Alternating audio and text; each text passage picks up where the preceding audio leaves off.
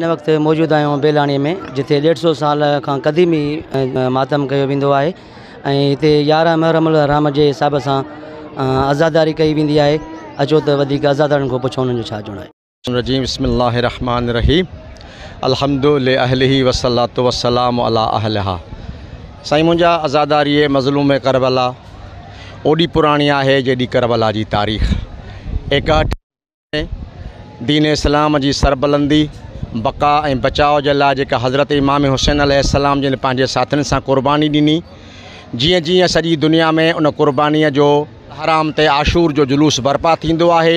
10 मुहर्रमुल हराम ते असांजा माण्हू ॿियनि इमाम बारगाहुनि ते जुलूस खणी वेंदा आहिनि, जॾहिं त 11 मुहर्रमुल हराम ते ॿियनि इलाइक़नि जा माण्हू असां वटि मातमदारी करणु ईंदा आहिनि। इनखे 150 साल थियो आहे।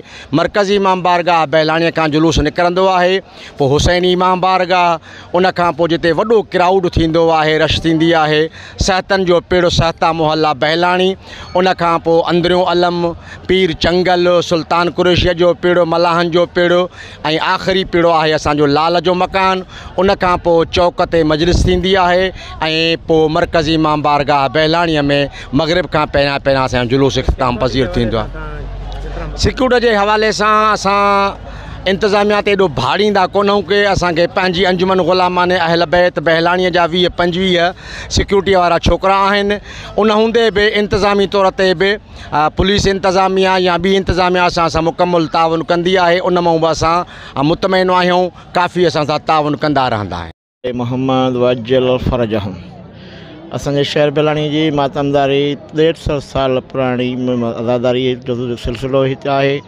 हिते मुख़्तलिफ़ इलाइक़नि खां जुलूस ईंदा आहिनि, जेके माना असांजे जुलूस जी ज़ीनत बणिबा आहिनि।